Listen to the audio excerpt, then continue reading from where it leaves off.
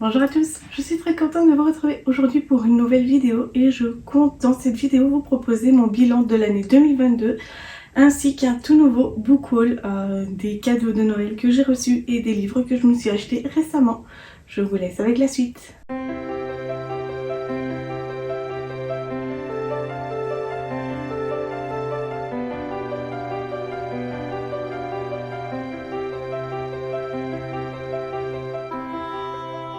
Tout d'abord, avant de commencer, une très bonne année à vous et un grand merci à tous ceux qui me suivent. Nous sommes de plus en plus nombreux sur ma chaîne. Je sais, je n'ai pas encore les 250 abonnés, mais je suis déjà très contente de vous avoir. C'est vraiment pour moi un grand plaisir. Donc tout d'abord, si vous entendez également du bruit, c'est mon fils qui est en train de jouer en bas dans sa chambre.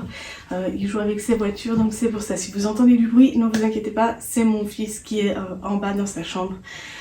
Donc voilà, je voulais également encore un petit peu m'excuser de mon absence ces derniers temps. Je n'ai plus filmé de vidéo depuis un petit moment déjà, début décembre si je ne dis pas de bêtises.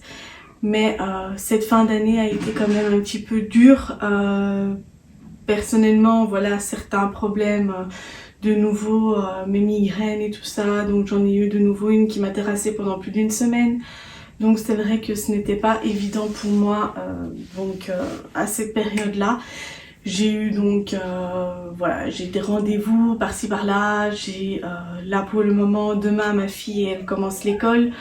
Donc c'est vrai qu'en ce moment c'est de grands changements qui s'opèrent un petit peu dans ma vie privée. Et c'est vrai que je galère un petit peu à rester présente, que ce soit ici ou sur Insta. Pourtant je m'étais dit que j'allais essayer cette année d'être un peu plus présente. Donc voilà, c'est pour ça que je vous fais cette vidéo aujourd'hui et également aussi un petit peu pour vous expliquer les raisons de mon absence, du pourquoi j'ai été absente ces derniers temps. Comme vous le savez, si vous me suivez sur les réseaux, j'ai quand même eu pas mal de soucis un peu personnels, des soucis d'ordre mentaux, je tiens en 2023 à quand même prendre en main ma santé mentale parce que ça passe en priorité. Voilà, pendant de nombreuses années je l'ai laissé un petit peu sur le côté et c'est vrai que là j'ai envie de reprendre en main et d'essayer d'enfin me sentir un petit peu mieux et enfin de me sentir un peu moi-même. Ça fait depuis très longtemps que c'était plus arrivé. Et donc voilà, j'essaye de vraiment continuer sur cette lancée et essayer au maximum d'avancer et de régler mes problèmes. Mais tout ça c'est de l'ordre privé, donc je vais essayer d'être un peu plus présente. Je ne vous garantis pas que je vais être vraiment à 100% toutes les semaines comme l'année passée, enfin en début d'année passée, mais je vais essayer. Donc aujourd'hui j'avais envie de vous retrouver pour vous proposer mon petit bilan de l'année 2022. Et pour ça, j'ai mon carnet de lecture de l'année passée. Comme vous pouvez le voir, il est bien chargé. Donc, tout d'abord, j'ai lu en tout et pour tout en 2022 62 livres. Je m'étais fixé normalement un but de 75 livres, mais je ne suis pas arrivée à les lire. Pourquoi? Parce que je m'étais basée sur l'année d'avant, mais l'année d'avant j'étais au chômage, donc du coup je lisais beaucoup plus. Maintenant que c'est vrai que j'ai repris le travail fin 2021, donc toute l'année 2022 j'ai travaillé, j'ai eu mes problèmes de santé et des choses comme ça, c'est vrai que c'est déjà un exploit pour moi. C'est pour ça en 2023 je me suis fixé un objectif de 50 livres ou moins. Voilà, je me mets pas la pression, je lis ce qui me fait plaisir, je lis ce qui me donne envie et voilà. Donc ces 62 livres, ce sont des livres format numérique, ce sont des livres format physique, ce sont des livres format audio. Donc tout ça je vous montrerai peut-être dans une autre vidéo. Je consacrerai cette vidéo à un petit aperçu de mon carnet, vraiment page par page, comme ça mois par mois vous pourrez un petit peu voir qu'est-ce que j'ai lu, qu'est-ce que j'ai pas lu, quel était mon livre préféré ou pas. Donc ça a donné un total de 24 403 pages au total sur toute l'année. Je n'ai pas lu tous les livres que j'avais mis sur mon top des livres à lire. J'ai vraiment pas lu, j'ai quasiment rien lu. J'ai lu que 3 livres qui étaient sur ma liste. Et donc voilà, au mois de décembre, j'ai quand même lu pas mal de livres. En tout et pour tout, au mois de novembre et décembre, j'ai lu 7 livres de Noël. Et au mois de novembre, j'ai quand même un petit peu explosé les compteurs avec 6 livres lus, dont 3 romances de Noël et 3 lectures normales.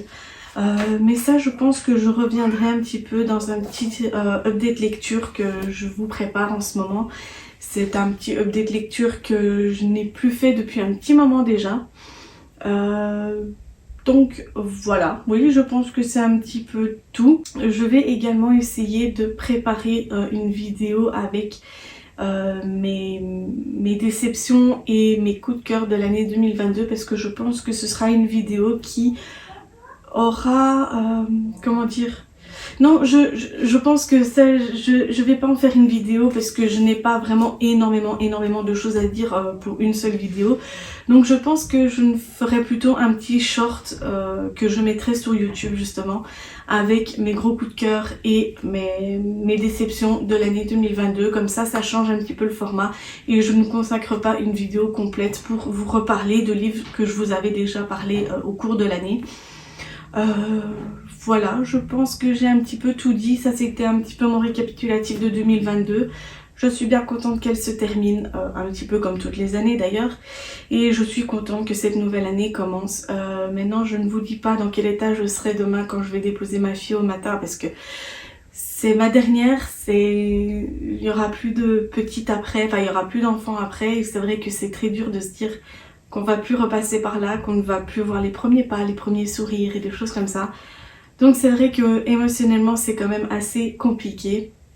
Mais bon, on fait avec et voilà, on continue d'avancer comme on dit.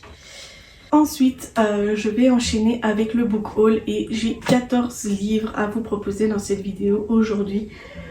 J'en ai encore quelques-uns qui doivent arriver, j'en ai encore 7 je pense qui doivent arriver de ma dernière commande. Donc je vous ferai une vidéo à part de ces livres-là. Ce sera un autre book haul que je vous montrerai un peu plus tard. Donc dans ce book haul-ci, nous aurons des cadeaux de Noël, nous aurons des commandes Vinted que j'ai fait, nous aurons une commande tout court que j'ai fait également sur Amazon dernièrement. Si vous me suivez sur Amazon, vous savez de quoi je parle. Donc voilà, donc premièrement, le premier qui me vient sous la main, c'est Vous êtes cordialement invité de Alex Sol. C'est auto-édité et je l'ai reçu en cadeau d'anniversaire de ma belle-sœur, en cadeau de Noël de ma belle-sœur. J'ai ici également donc le petit mot qu'elle m'a fait. Comme vous pouvez le voir, je l'ai déjà lu, je n'ai pas pu résister, ça a été justement ma dernière lecture du mois de l'année 2022 et vraiment j'ai eu beaucoup aimé, j'ai quand même pleuré à la fin, je ne m'attendais pas à pleurer honnêtement. Donc là c'est le 24 août 2007, un incendie ravage une partie du manoir du Beaunon qui héberge une colonie de vacances. Les animateurs sortent 4 adolescents inconscients et recouverts de sang des flammes. Dans les jours suivants, un article de journal stipule que les enquêteurs envisagent la piste criminelle, mais très vite, l'affaire est classée sans suite et le centre de vacances est fermé définitivement. 12 ans plus tard, les 4 survivants qui n'ont aucun souvenir de l'événement reçoivent d'étranges courriers les conviant à la soirée d'inauguration du manoir qui accueillait la colonie. Lorsqu'ils arrivent, leurs plats préférés ont été servis à table, mais impossible de savoir qui les a invités car personne n'est là pour les recevoir. Honnêtement, on est directement plongé dans l'univers sombre, mais encore une fois, je ne vais pas m'attarder sur ce que j'en ai pensé. Je préfère vous réserver ça dans un avis lecture, comme ça je peux vraiment m'approfondir à fond dans cette histoire, parce que vraiment j'ai beaucoup aimé. Ensuite, le deuxième qui me vient sur la pile, c'est The Hate You Give, donc La haine qu'on donne de Angie Thomas, édité chez Nathan. Je l'ai en version grand format. Pourquoi? Parce que je l'ai acheté sur Vinted, il m'a coûté 2 €. Et comme vous pouvez le voir, le dos n'est pas abîmé du tout. Les pages sont nickel, simplement ici un petit peu abîmé, mais ça c'est normal, on va dire que tous les livres sont quasiment comme ça. Donc là, c'est un livre que j'avais déjà écouté sur Audible à l'époque où j'avais encore mon abonnement et vraiment ça a été un coup de cœur pour moi ce livre. Je pense que ça date déjà il y a 2-3 ans je crois. Et honnêtement, ça a été un gros coup de cœur. Donc, Star a 16 ans. Elle est noire et vit dans un quartier rythmé par la guerre entre gangs et les descentes de police. Tous les jours, elle rejoint son lycée blanc situé dans une banlieue chic. Tous les jours, elle fait le grand écart entre ces deux mondes. Sa vie vole en éclats le soir où son ami Khalil est tué, sous ses yeux, de 3 balles dans le dos, par un policier trop nerveux. Star est la seule témoin, et tandis que son quartier s'embrasse, tandis que la police cherche à enterrer l'affaire, Star va apprendre à redresser la tête. Vraiment un livre qui m'a beaucoup plu, j'ai adoré. Ça, voilà, je vais pas m'attarder dessus parce que j'en avais déjà parlé à l'époque où je l'avais écouté, donc je vais essayer de retrouver la vidéo et je vais vous le mettre dans le i qui s'affiche si je la retrouve. Mais vraiment un coup de cœur. Ensuite, nous avons un petit achat que je me suis fait à moi-même avant les fêtes. Il s'agit de La lumière était si parfaite de Karine Ponte. Comment sa vie a-t-elle pu lui échapper à ce point? Devenue mère au foyer à la naissance de ses enfants, Meg fait face aujourd'hui à une ado en crise qu'elle ne reconnaît plus. Son mari ne se préoccupe guère des tâches quotidiennes, et puis le coup de grâce, cette saleté d'infarctus qui fauche sa mère avant l'heure. Tandis qu'elle se résout à vider la maison de son enfance, Meg déniche une pellicule photo qui l'intrigue et décide de la faire développer. Rien ne pouvait la préparer à la série de clichés qu'elle découvre alors. Une révélation qui bouleversera sa vie. Partie sur les traces d'un passé maternel dont elle ignore tout, Meg ne se doute pas que c'est son avenir qu'elle est en train de reprendre en main. Vraiment, je l'ai déjà lu. Il a fait également partie de mes dernières lectures de l'année 2022 et également un gros coup de cœur, comme tout le temps avec Karine Ponte. Vraiment, j'ai tout le temps un coup de cœur avec Karine Ponte, comme avec Virginie Grimaldi. Vraiment, c'est un livre qui m'a beaucoup touchée, un livre qui m'a beaucoup émue et vraiment une histoire touchante touchante. Il n'y a rien à dire de plus, je vous en reparlerai également un peu plus tard. Ensuite, nous avons ici encore des cadeaux de Noël. Donc, Ferme bien la porte de Riley Sager de chez Pocket. Je l'ai reçu de ma belle-sœur à Noël également. Jules Larson, 25 ans, plus de petite amie, plus de travail. Tombe sur une annonce suffisamment étrange pour retenir son attention. Être grassement payé pour s'occuper pendant 3 mois d'un immense appartement dans le Bartholomew, l'un des immeubles les plus célèbres de Manhattan. Ambiance, luxe et gargouille au-dessus de Central Park. Un rêve malgré les quelques conditions imposées. Ne parler que si l'on vous adresse la parole. Ne jamais discuter des résidents en dehors et ne recevoir aucun visiteur. Jules y voit sa chance et décide de ne pas écouter les rumeurs de malédiction qui entourent le bâtiment, jusqu'à ce que d'étranges phénomènes viennent troubler sa sérénité et qu'Ingrid, une de ses voisines, disparaisse juste après l'avoir mise en garde. C'est un livre qui me tente énormément depuis le jour où j'ai entendu une youtubeuse américaine en parler sur sa chaîne. C'est Hey les femmes, je pense que vous la connaissez. Si vous ne la connaissez pas et que vous comprenez les vidéos en anglais, je vous mets sa chaîne dans le petit i parce que personnellement, c'est un livre que j'ai vraiment hâte de découvrir. Elle m'a donné envie de le découvrir en fait. Ce n'est pas le seul livre qu'elle m'a donné envie de découvrir. J'en ai un autre à vous proposer dans cette vidéo également. Mais c'est vrai que l'intrigue me donne énormément envie de savoir ce qui va se passer. Je ne sais pas, je pense que c'est un thriller. Mais je pense que c'est un thriller assez poussé. Et c'est vrai que moi, ça me donne énormément envie de le découvrir. Ensuite, nous avons un cadeau de ma belle-mère. Il s'agit de Le sang et la cendre de Jennifer L. Armentrout, édité chez J'ai lu. Choisie à la naissance pour inaugurer la nouvelle ère de son royaume, Poppy n'a jamais vraiment été maîtresse de sa vie. Recluse et surprotégée, son existence se résume à attendre inlassablement le jour de son ascension qui fera d'elle la garante de l'avenir du royaume. Mais veut-elle vraiment de cette destinée? Son cœur n'aspire qu'à se venger de ceux qui ont causé son malheur. Et quand Hawke, appelé à devenir son garde personnel, fait irruption dans sa vie, tout ce qu'elle tenait pour acquis vole en éclats. Est-elle prête à se mettre les dieux à dos et à risquer la vie de milliers de gens pour satisfaire les ambitions? Un livre que j'avais énormément entendu parler, qui fait le tour de tout internet, que ce soit TikTok, Instagram et des choses comme ça. Donc il était dans ma wishlist, mais ça en plus. Et donc elle m'a offert ça à Noël. Je lui avais donné le lien de ma wishlist parmi d'autres livres bien évidemment. Et donc celui-ci en faisait partie. Ensuite, nous avons bien évidemment encore un Karine Ponte avec Et ton cœur qui bat. Roxane est la créatrice d'un blog dans lequel elle raconte ses péripéties dans tous les coins de France. Pétillante dans ses articles, la jeune femme est pourtant rongée par la culpabilité et la haine.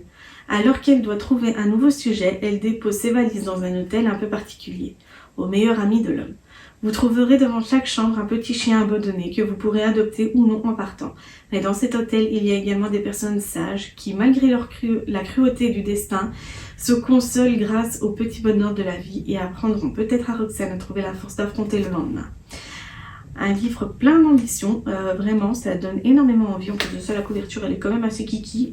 Je pense que ça va être un des prochains livres que je vais lire parce que les Karen Pond se lisent d'une traite, se lisent très rapidement. En plus de ça, il est vraiment pas épais et j'aimerais bien qu'il rejoigne ma bibliothèque comme l'autre va y rejoindre ma bibliothèque après cette vidéo. Donc voilà, j'ai envie de le découvrir. Ensuite, nous avons le tome 4 de la saga Briar University. Je vais pas m'attarder plus que ça dessus parce que c'est le tome 4. J'ai pas envie de découvrir qu'est-ce qui va se passer. J'ai envie de me le laisser découvrir quand je lirai. Nous avons le tome 2 de Play Hard de K. Bromberg, édité chez Hugo Poche. Également un tome 2, une suite de livres que j'ai déjà le premier tome en bas dans ma bibliothèque pile à lire que je vous avais proposé. Je vous mets le lien de la vidéo ici dans le petit i. Là également, je vais pas vous lire le résumé parce que je n'ai pas trop envie de me faire spoiler l'histoire. Mais je vois que ça touche le foot et c'est vrai que ça m'intrigue énormément. Donc je pense que ça c'est une saga que je vais lire assez rapidement aussi. Parce que les sports proposés dans cette saga me tentent énormément, sauf peut-être le dernier qui est le tennis parce que c'est un sport qui m'intéresse pas plus que ça. Mais pourquoi pas, peut-être d'agréables surprises, on verra bien. J'ai commandé les prochains tomes également, donc je vous proposerai tout ça dans une prochaine vidéo. Ensuite, nous avons encore une saga que j'ai commandée sur Vinted. J'ai payé 13 € pour les 3 tomes, c'est en format poche et il s'agit de la saga Cœur d'encre. Cœur d'encre de Cornelia Funk, édité chez Folio Junior. Donc je vais vous lire le résumé du premier tome parce que moi personnellement j'avais essayé de regarder le film la dernière fois et personnellement j'ai pas accroché à l'histoire du film, mais je me dis que dans l'univers du livre à mon avis ce sera beaucoup mieux et pourquoi pas après réessayer de tenter de regarder le film. Maggie, 12 ans, vit seule avec son père Mo. Comme lui, elle a une passion pour les livres. Mais pourquoi Mo ne lit-il plus d'histoires à voix haute? Ces livres auraient-ils un secret? Leur mot aurait-il un pouvoir? Un soir, un étrange personnage frappe à leur porte. Alors commence pour Maggie et Mo une extraordinaire aventure, encore plus folle que celle que racontent les livres. Et leur vie va changer pour toujours. Et alors, je les avais vus sur Vinted, ils étaient vraiment pas chers, je trouvais 3 € pour les 3, ils sont quand même encore en assez bon état.